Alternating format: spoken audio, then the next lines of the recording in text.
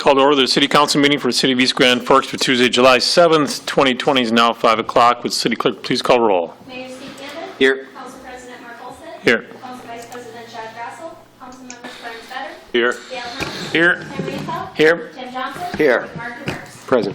Does term quorum. Please stand for the Pledge of Allegiance. Pledge allegiance to the flag of the United States of America and to the republic for which it stands, one nation, under God, indivisible, with liberty and justice for all. We'll have to rename it the Belly Pledge. Approval of minutes for June 16th regular meeting, June 23rd work session, and June 29th special meeting. I'll move. Second. Moved by Helms, second by Demers. Any questions or discussion? Roll call, please. Demers. Yes. Better. Yes. Helms. Yes. Appel. Yes. Johnson. Yes. Olson. Yes. Motion is carried. Scheduled bid items, none. Scheduled public hearings, none. Consent agenda, there is none. Acknowledge receipt of reports of officer boards and commissions for regular meeting minutes of Water, Light, Power Building Commission for June 3rd, 2020 and June 17th, 2020. Communication, there's none. Old business, there is none. Move on to new business. Consider awarding the 2nd Avenue Northeast Street repair to Op Construction for a total of $49,992.30. Moved by Vetter. Second. Second by Reappel. Any questions or discussion? Mr. Helms. I only have one on this deal. Jason, can you hear me? Yeah, I can hear you. Okay. We award this. Are we going to have any kind of stipulation or something? Are we going to get this thing done in a hurry, or do we have any deadline on it for them? Or I don't want this thing torn up for the rest of summer. Yeah, no, we don't have any deadlines set out there right now. What if it's awarded here tonight? I'll work with Op to see if we can get it done in a timely manner. They were going to do the job. It was a little bit smaller job. They were awarded last year for the same area. It just got a little bit bigger, and that's why it's in council now. But they have the best interest of us getting done in a timely manner. They have that in their mindset right now.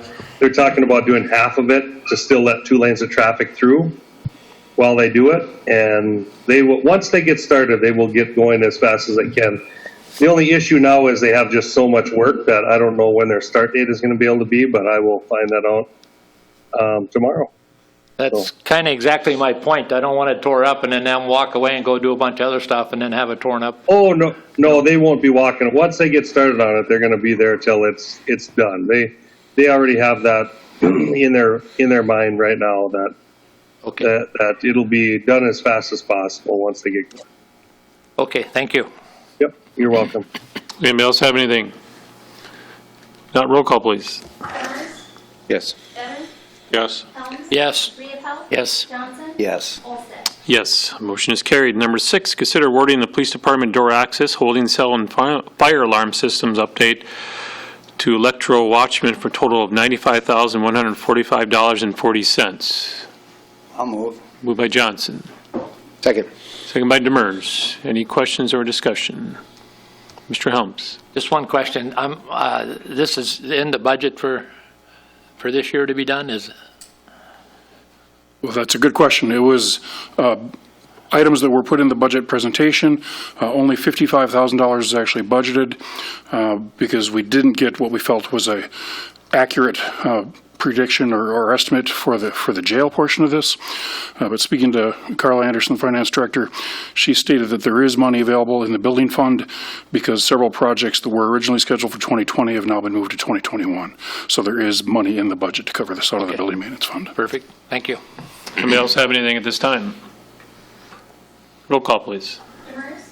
Yes. Better. Yes. Helms. Yes. Appel. Yes. Johnson. Yes. Olson. Yes. Motion is carried. Number 7, consider approving a joint use agreement between the City of East Grand Forks and Independent School District 595, community use of outdoor recreational facilities. Move. Moved by Demers. Second. Second by Reappel. Any questions or discussion? Roll call, please. Demers. Yes. Better. Yes. Helms. Yes. Appel. Yes. Johnson. Yes. Olson. Yes. Motion is carried. Number 8, consider approving the request to purchase 4 slides and 1 rope ladder for Sherlock Park from Play by Design for a total of $13,721, which does include freight. Move. Moved by Johnson. Second. Second by Vetter. Any questions or discussion? Roll call, please. Demers? Yes. Better? Yes. Helms? Yes. Rehappel? Yes. Johnson? Yes. Olson? Yes, motion is carried. Number 9, consider adopting resolution number 20-07-44, appointing election judges for the 2020 primary and general elections. Move. Moved by Helms. Second. Second by Riepel. Any questions or discussion? Roll call, please. Demers? Yes. Better? Yes. Helms? Yes. Rehappel? Yes. Johnson? Yes. Olson? Yes, motion is carried. Number 10, consider adopting resolution number 20-07-45, approving the formatting to the ballot question for the proposed revisions to the city charter. Moved by Vetter. Second. Second by Helms. Any questions or discussion? Roll call, please. Demers? Yes. Better? Yes. Helms? Yes. Rehappel? Yes. Johnson? Yes. Olson? Yes, the motion is carried. Number 11, consider authorizing city administrator clerk treasurer to issue payment of recommended bills and payroll. Is there a motion? Moved by Riepel. Second. Second by Helms. Any questions or discussion? Roll call, please. Demers? Yes. Better? Yes. Helms? Yes. Rehappel? Yes. Johnson? Yes. Olson? Yes, motion is carried. Mayor Gander. Couple things. Number one, I returned a call to Mrs. Wicker. Megan is going to be happy because now Mrs. Wicker and I have visited, and she'll be happy about that. As you may recall, Ms. Wicker is the individual who took the lead in fundraising and creating the outdoor seating project over at the Good Sam.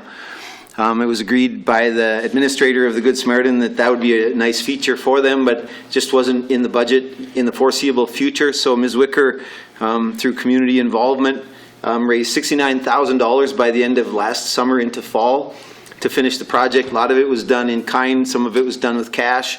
And she really wanted to say thank you for the group right here, the city. We helped raise awareness of this, get the word out, and it just took off. And she did a beautiful job. She did ask if we could help with a couple garbage cans, Reed. You can smile if you want.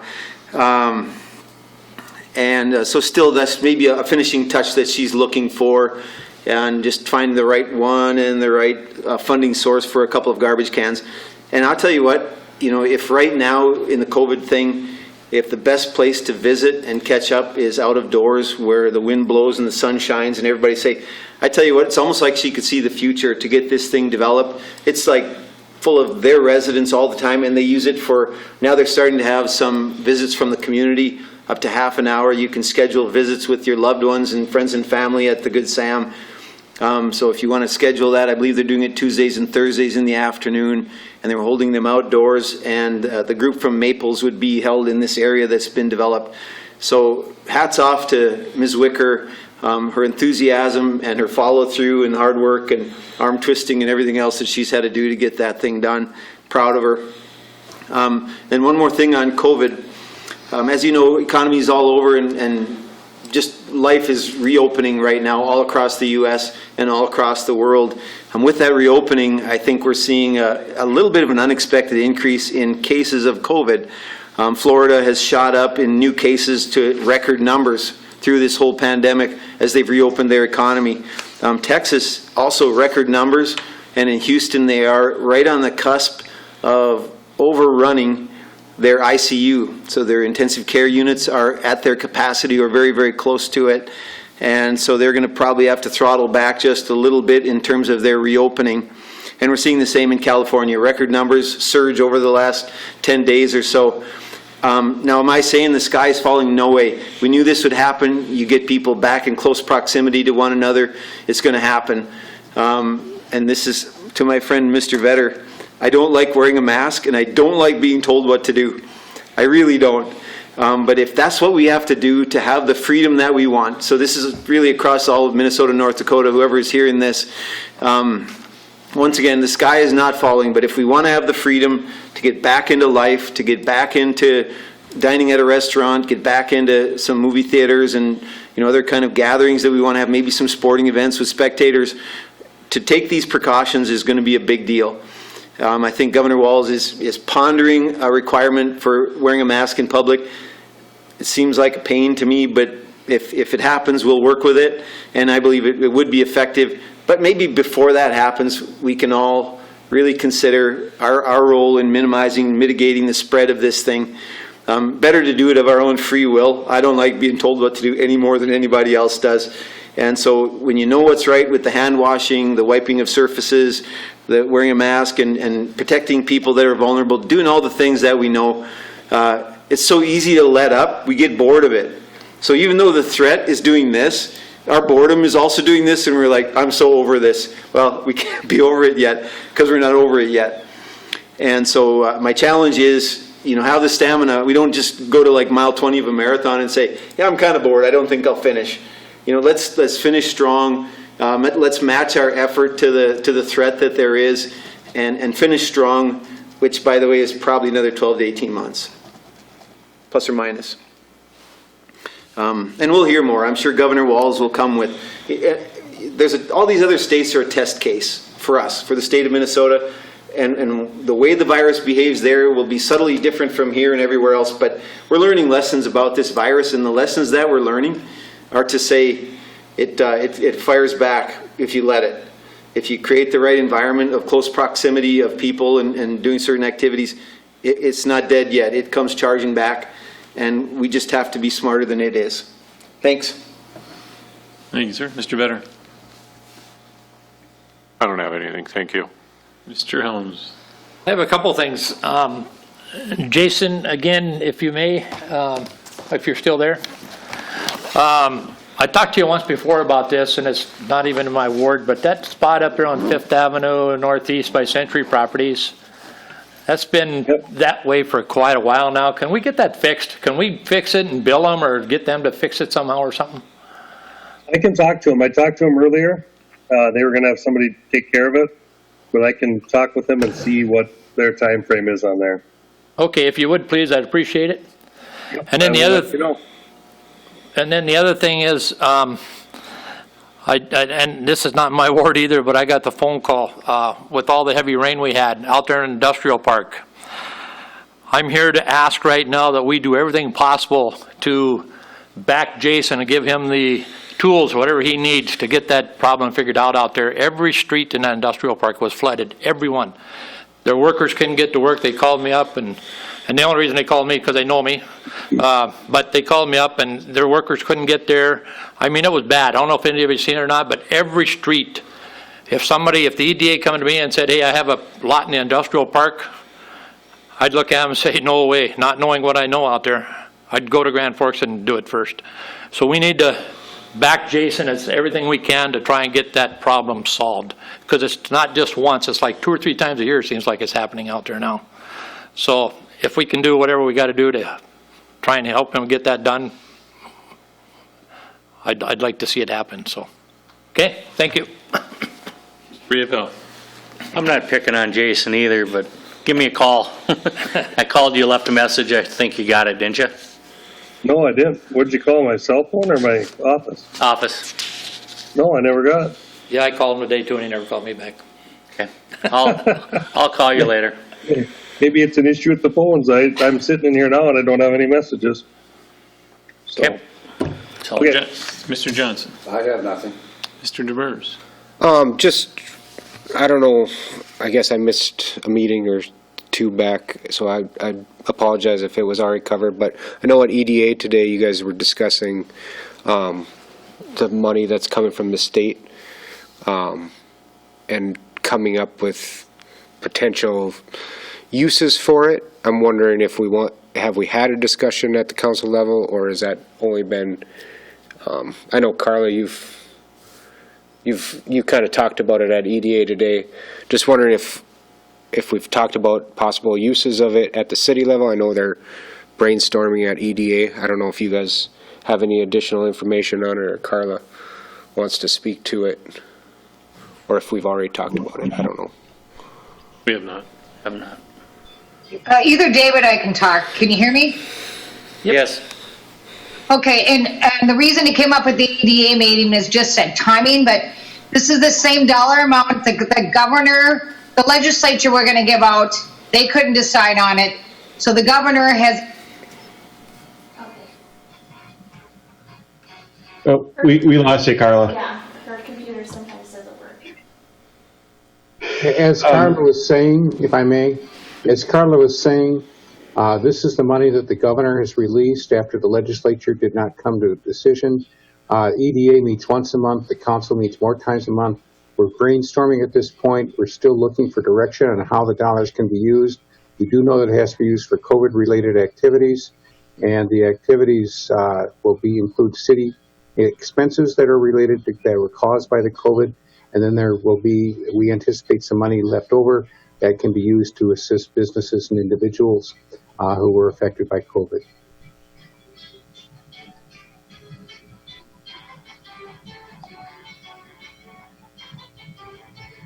Well, I guess I don't want to jump in, step on your guys' meeting or whatever, but it sounded like at the meeting,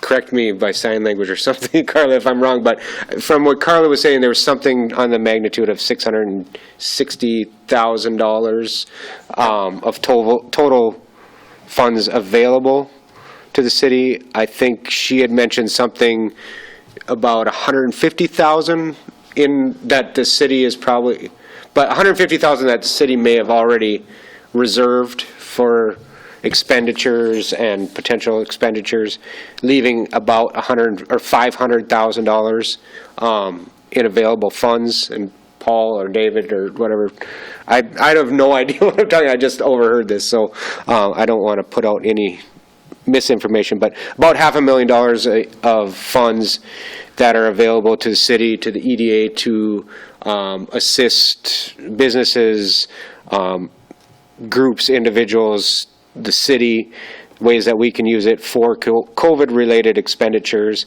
I don't believe we can offset revenue that was lost for COVID. I don't know if that's correct.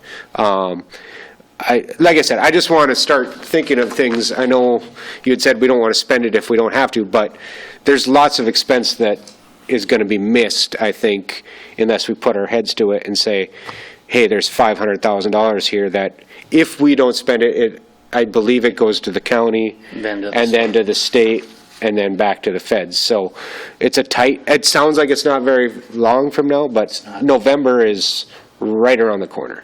So we should really be putting our heads together and think creatively, I believe, in ways that we can use this to benefit our businesses, our residents, the city properties, all those things. Like I said, I would bet that we could spend $500,000 on COVID-related things in this city pretty easily. So, like I said, I just wanted to bring it up because I had overheard it as part of your guys' meeting, and the earlier we get on thinking about these things and have conversations within the community, I think we'll turn over more uses for it. So, thank you. Okay, if you may, I patched Carla in, so hopefully, Carla, let's see if they can hear you. Can you hear me now? Yes. Yes. Ooh, No.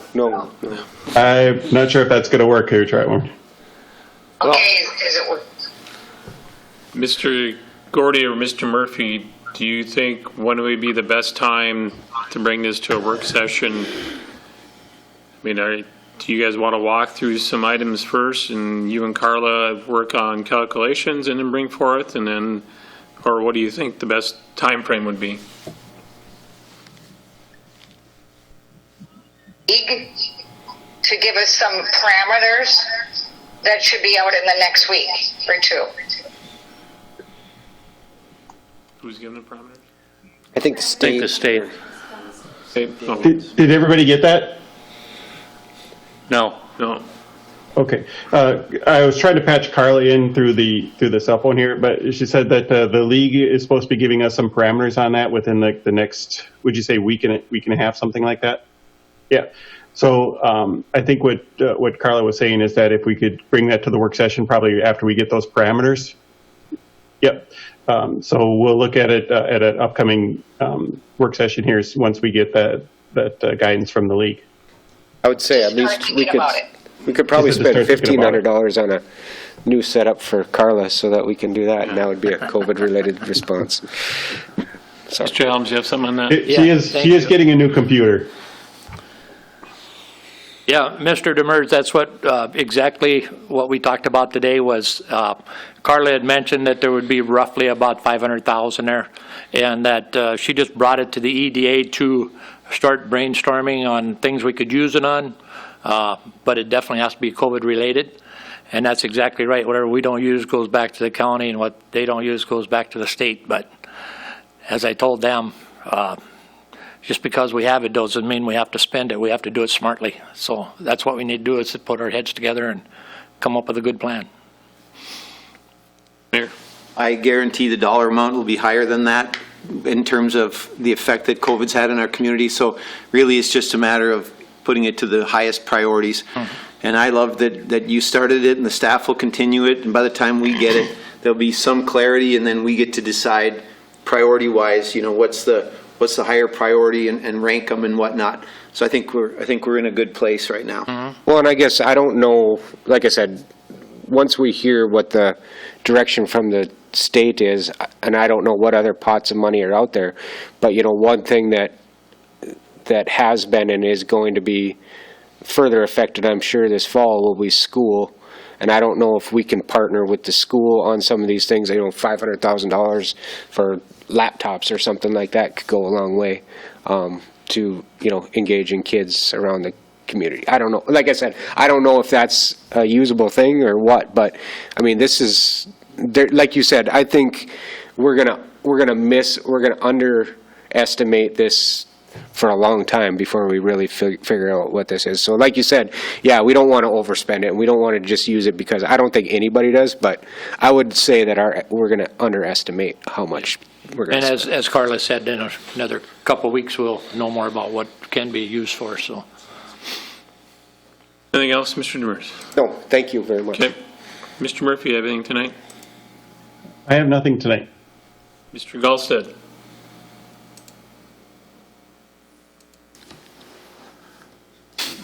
Mr. Emery? Good evening. Just to give you a heads up, we'll be holding a pre-construction meeting tomorrow for the 2020 water main replacement project, which is going to be over on 4th Avenue Northwest, just west of the high school, between 14th Street and 17th Street.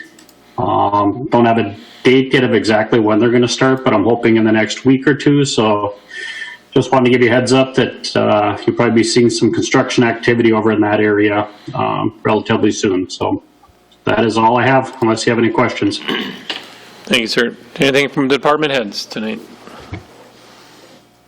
I see none. Oh, Mr. Hedlund. I want to apologize for coming into the meeting here. I, for whatever reason, could not get logged into the Zoom meeting, so you're fine. it would be better that I show up in person. Mr. Vetter loves Vetter's it. very happy. Glad to see you here. He wants them all here. I was looking up at the screen, and all of a sudden I saw you over there. One other thing, Justin Rue is our most recently hired officer. He finishes his field training program this Friday. We have, in our last few officers, we've been bringing them, once they've completed their field training, we've been bringing them before council to do the swearing-in ceremony. He is still currently living in in Crookston, although they're looking to move to East Grand Forks.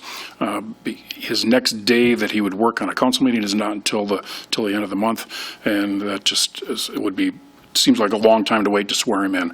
So this Saturday is his first day on shift on his own, so I'm just going to come in and do the swearing-in ceremony at the station that evening. So I just think it makes more sense than waiting essentially a month or making him come in on a night off.